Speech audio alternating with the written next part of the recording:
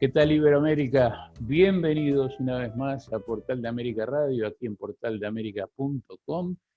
Es un gusto recibirlos en esta edición número 40 ya de este programa que hacemos con todo gusto semanalmente junto a nuestro equipo.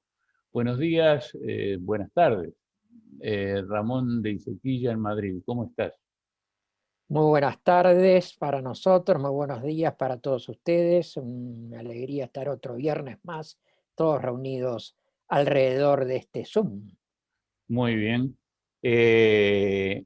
Al todos reunidos le están faltando dos integrantes.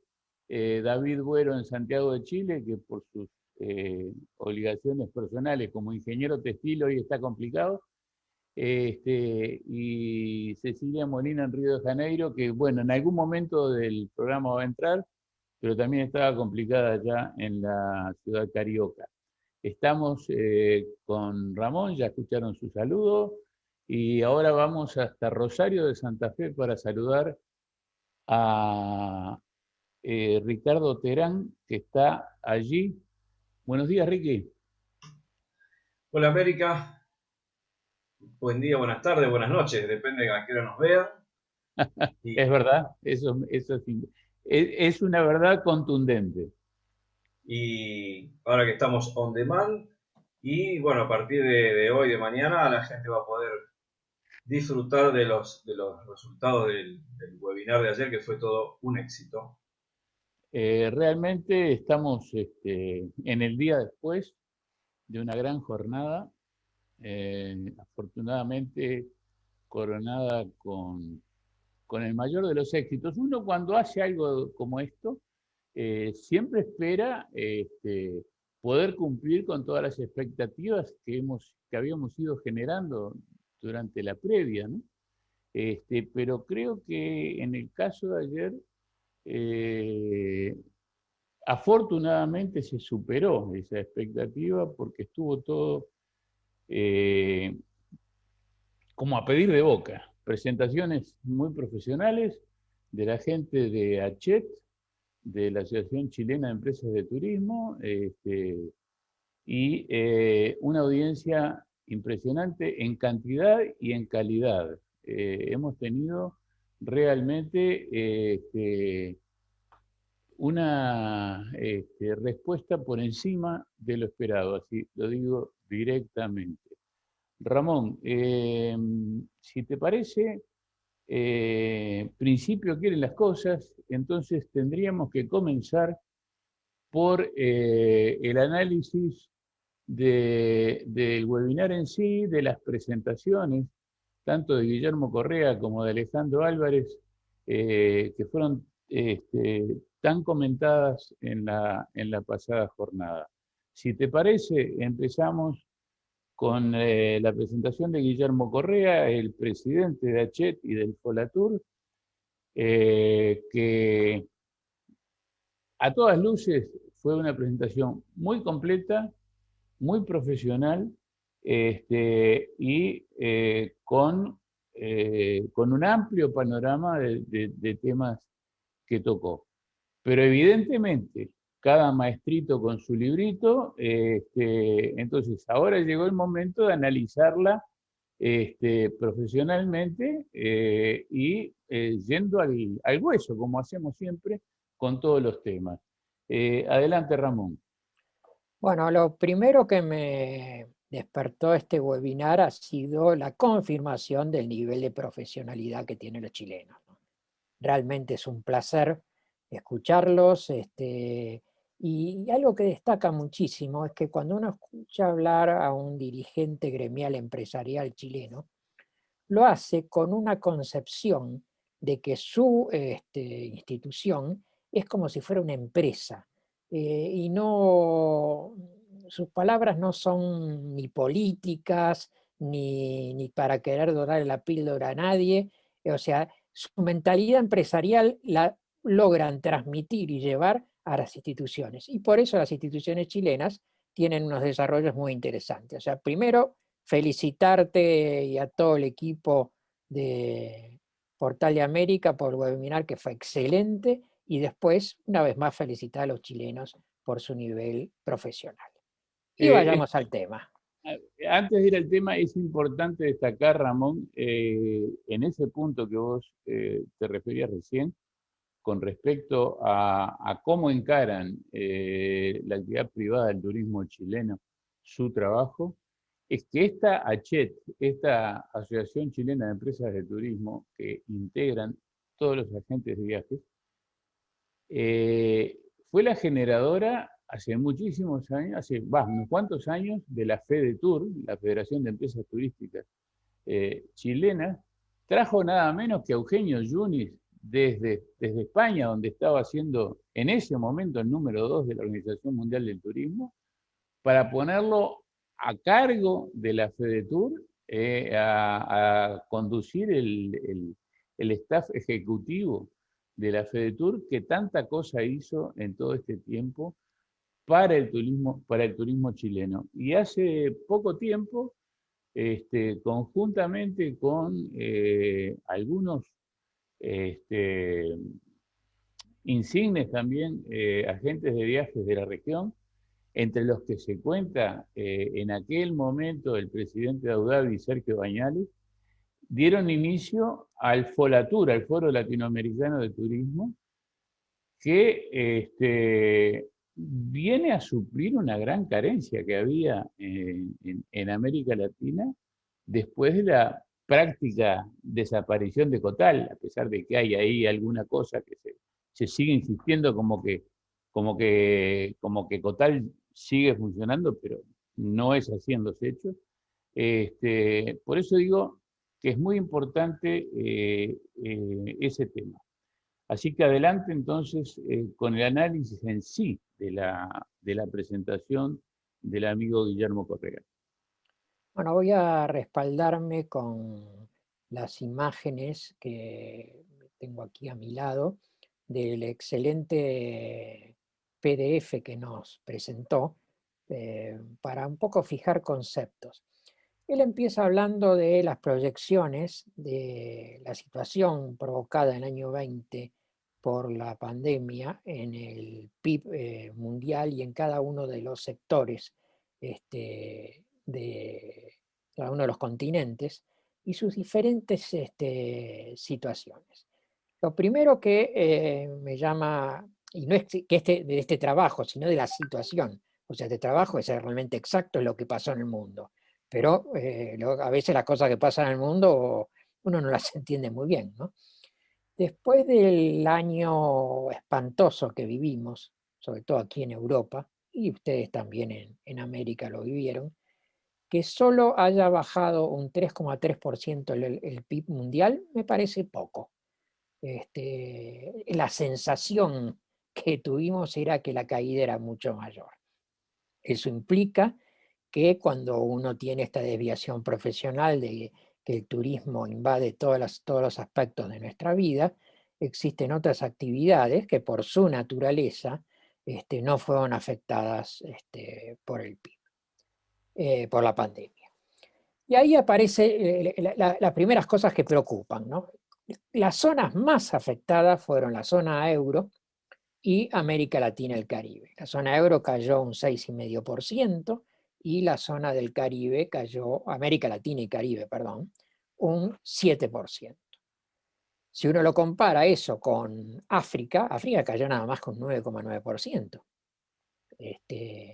Y estamos hablando del Producto Interno Bruto general, no turístico, no las repercusiones turísticas.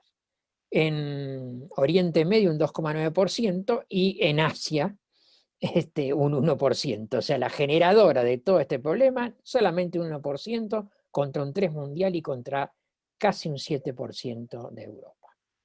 Estados Unidos cayó un 3,5%. O sea, evidentemente los países más desarrollados y los países occidentales fueron los más afectados. No fueron afectados los menos desarrollados, fueron menos afectados los menos desarrollados y prácticamente no fue afectado por la caída de un 1% en el PIB de Asia. Realmente me llama la atención y no le encuentro mucha explicación. cómo se ha podido recuperar con tanta velocidad, sobre todo China, que es uno de los grandes motores de Asia, cómo han podido manejar la pandemia.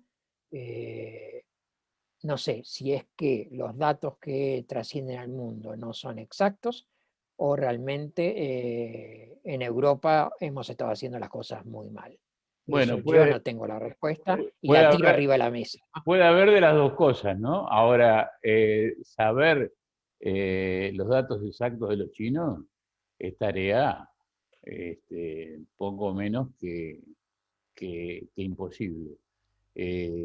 O sea, que son los grandes protagonistas de esta pandemia, no hace falta ni reafirmarlo. Y que a grandes rasgos este, eh, se han beneficiado, casi nadie tiene empacho en decirlo. O sea que la menor caída del PIB sea la asiática y especialmente la de China, tampoco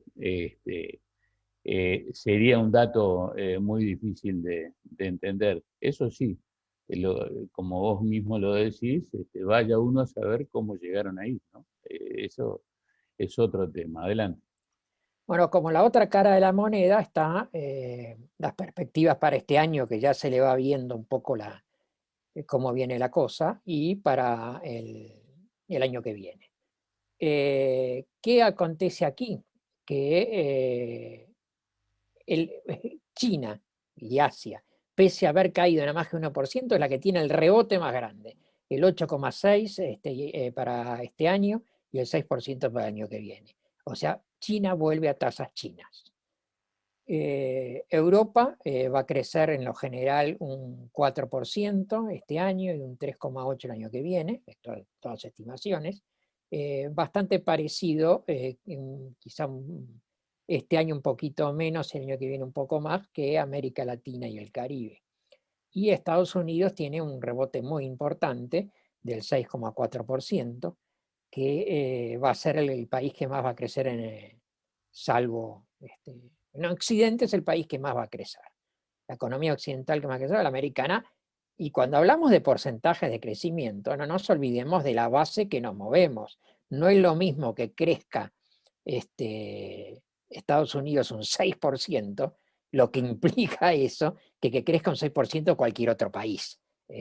A veces la matemática, los números, las estadísticas es la mejor forma de no entender las cosas y desviar el fondo de la cuestión. O sea, Estados Unidos va a crecer de una forma brutal. Y por las noticias periodísticas que uno tiene, bueno, Estados Unidos no hizo tan bien las cosas, pero evidentemente el país que peor ha hecho las cosas en el mundo occidental ha sido España, lo venimos diciendo hace 13, 14 meses, ya venía haciéndolas mal desde antes. O sea, España había frenado su crecimiento. España, de ser la primera de Europa, había entrado a la cola ya antes de la pandemia. Y pasamos después a el PIB per cápita, que es otro dato interesante, pues no es lo mismo que un país sea muy rico y eso por la cantidad de habitantes cambia lo que teóricamente le corresponde a cada uno, que también es una medida parcial, porque el viejo ejemplo de que si tú te comes un pollo, yo no me como nada, entre los dos tenemos un promedio de medio pollo, pero yo no comí nada. Pero hay un índice interesante que Chile y Uruguay lideran con su Producto Interno Bruto y su cantidad de habitantes, lideran en Latinoamérica, inclusive por encima de Argentina y de Brasil. Brasil bastante más atrás. Brasil un país muy rico, pero repartido en su cantidad de habitantes, tiene sus falencias. Y el último, el furgón de cola, como siempre Venezuela, ya con unos números ridículos. El Producto Interno Bruto de Venezuela, producto de su gobierno comunista, no, ya está llegando a niveles de una pobreza total. Visto esto, empieza Chet y Carlos en su trabajo a analizar cómo esto aterrizó en el turismo, ¿no? Guillermo, perdón, aterrizar esto en el turismo. Y una vez más vemos cómo las caídas fueron brutales. Él considera que en Europa está en el orden del 51%. Una vez más España está peor, estamos por encima del 75%. O sea, y evidentemente... Hablando de caídas, ¿no? De caídas, de 2019 contra 2020. Que paradójicamente el 2019 fue el mejor año de la historia del turismo y el 2020 el peor de la historia. Esas... pasa que, bueno, nos tocó vivirlo, podemos decir alguna vez, vivimos el peor año del turismo y vivimos el mejor año del turismo. Hablando de España, el ingreso por turismo fue 93.000 millones en 2019. Sí, cayó de una forma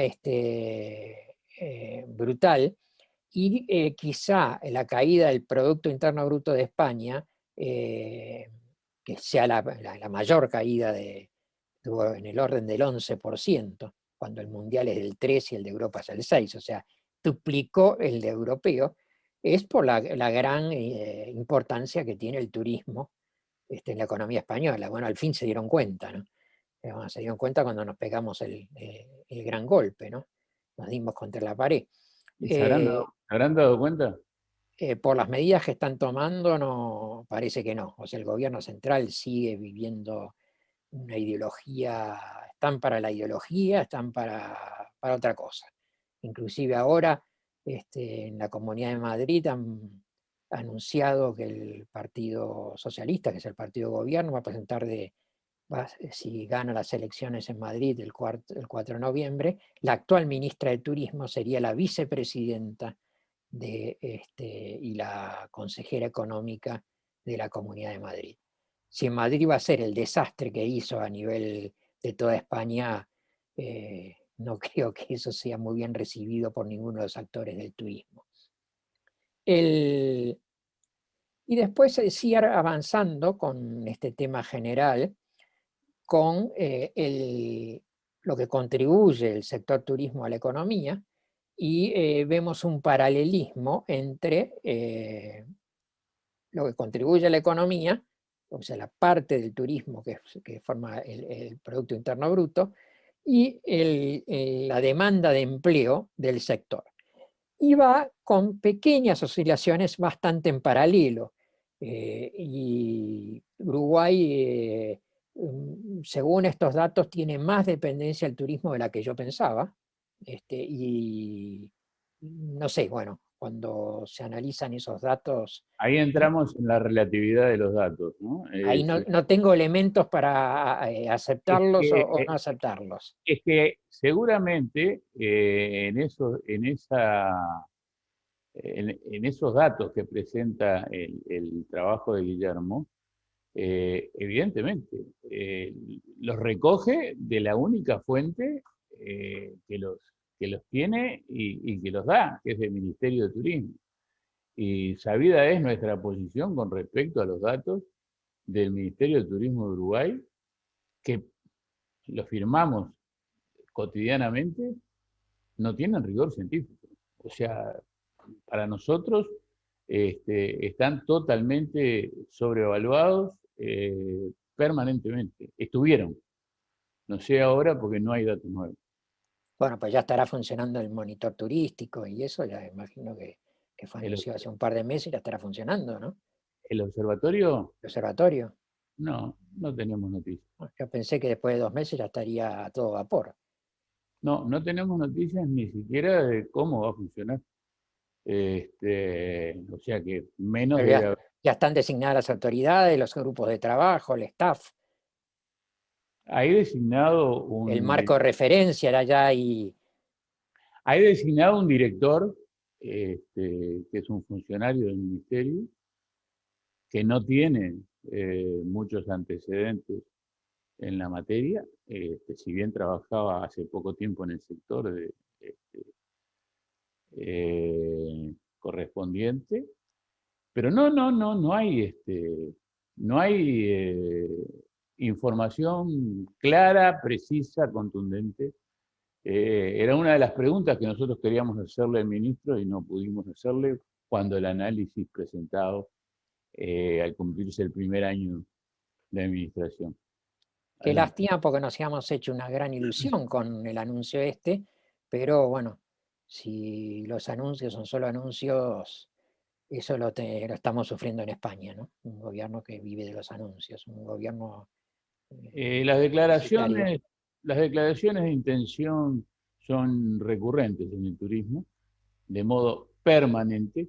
Y bueno, ahí es donde la actividad privada definitivamente va a tener que tomar el toro por las astas y bien, no como se está tomando también, ahí sí se llama monitor, el que está haciendo la actividad privada, que también expresamos que no cumple con el rigor científico a tal punto que nosotros dejamos de compartirlo y de difundirlo prácticamente desde que se inició. Bueno, Adelante, Ramón. esperemos que muy pronto me sorprendas con la noticia de que está viento en popa y funcionando. Ojalá. Uno de los temas que destaca muy fuertemente el trabajo de Hachette, que se presentó ayer en nuestro webinar, es que, y inmediatamente me llamó la atención, son dos dibujitos nada más, dos palabritas, pero creo que es una síntesis de lo que está pasando en el mundo en el turismo. Dice que hasta marzo del 2020 era una industria atractiva para el mercado y pone un solcito sonriente. Y dice que hoy es una industria estigmatizada y pone un solcito con cara de preocupación. Y realmente creo que es un reflejo de lo que ha pasado. El turismo hasta el 31 de diciembre del 2019 era una industria mirada por todo el mundo con gran admiración, con mucha gente con ganas de entrar en el circuito, de invertir o Y otros utilizar. y otro con la soberbia de salir aquejado de turismofobia. Bueno, A tal punto era después, el éxito, ¿no? tal punto era el éxito que fuerzas todo un antisistemas y comunistas se lanzaron con una gran rabieta con la turismofobia. O sea que despertaba a nivel general una admiración, despertaba un odio los que quieren que a todos nos vaya mal y haya una dictadura general en el mundo, y hoy las cosas han cambiado. Hoy él habla de estigmatización, yo no sé si se puede llegar hasta ese punto, no me animo a aseverarlo, pero inclusive los políticos sí lo estigmatizan diciendo que por culpa del turismo, por la dependencia del país del turismo, no decían que cuando dependía iba bien, qué suerte gracias turismo. Ahora que depende y va mal, la culpa del turismo. Eso está flechada ahí la cancha ideológicamente. Pero evidentemente ya no despierta esa admiración el turismo, ya no despierta esas ganas de fondos de inversión, de empresas, cambiar o ampliar su radio de acción e introducir el turismo. O sea que esa imagen que también provocó soberbia, ¿no? Quizá todos pensábamos en diciembre del 2019 que esto no tenía fin y el crecimiento iba a ser indefinido, bueno, pero las cosas están tal cual la vida te las va poniendo y veremos cómo evoluciona esto. Si renace esa confianza, esa admiración, pero ya con criterios más conservadores y más realistas, o pasará mucho tiempo hasta que en el concierto general la idea de turismo sea otra vez valorizada. Y de aquí, bueno, ya pasamos al tema de transporte aéreo, Bueno, que es el qué tema tema, fuerte de esta presentación. qué temita. Hubo algo que quedó ahí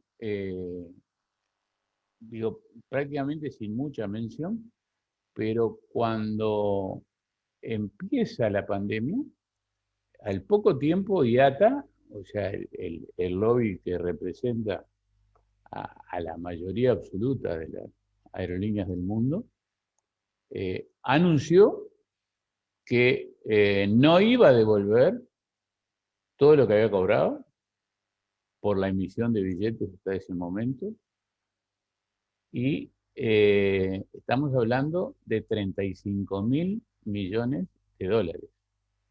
O sea, y ahí pasa, y ahí aparece uno de los grandes temas y de los grandes problemas que tienen nuestros países.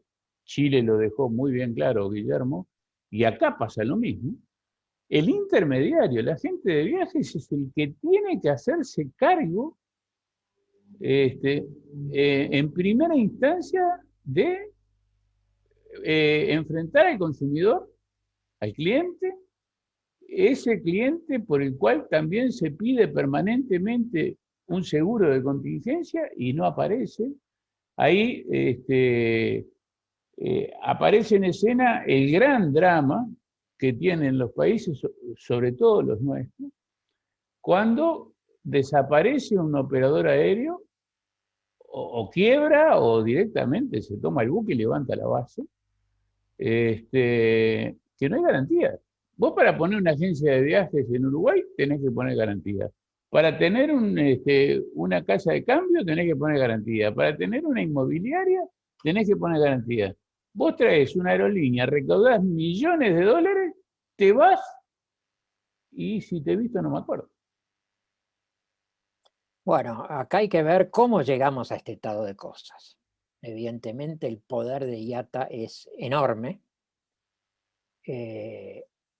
Habría que analizar si es un poder per se o es un poder delegado de las compañías aéreas.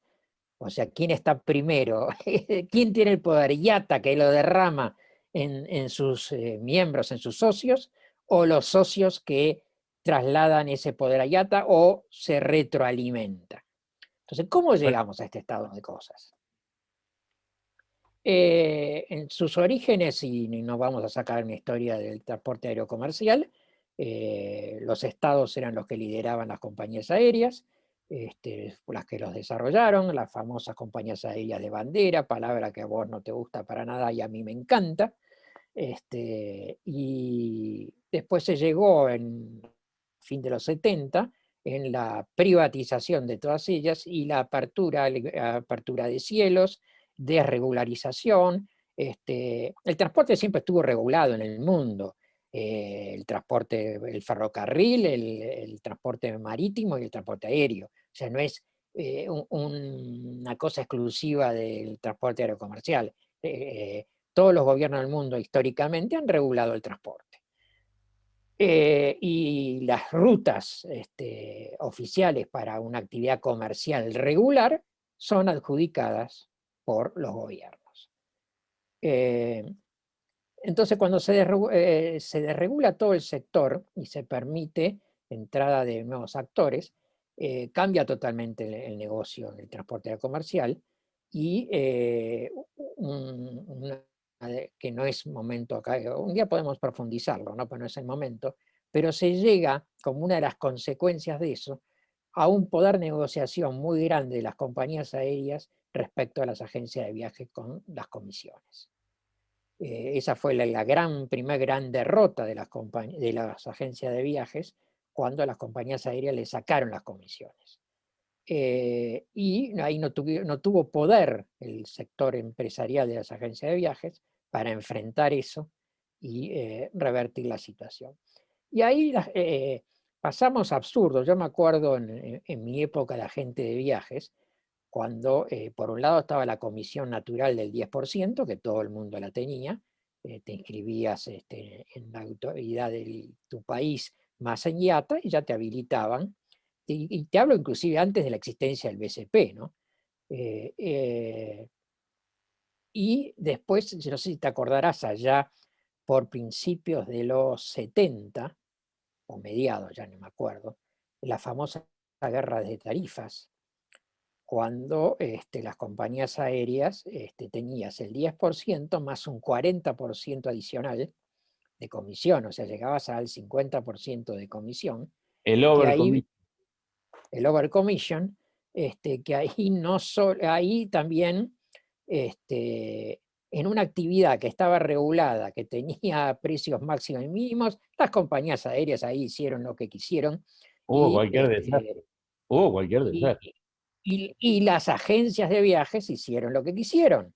Hicimos lo que quisimos, yo en ese momento era agente de viajes, y trasladando al pasajero, en algunos casos inclusive ese 40% de overcommission, inclusive en algunos colegas, el 40 más la mitad de la comisión natural. Un Una desastre. guerra de tarifas brutal, A la baja. que se Una guerra a la llenó baja. la gente.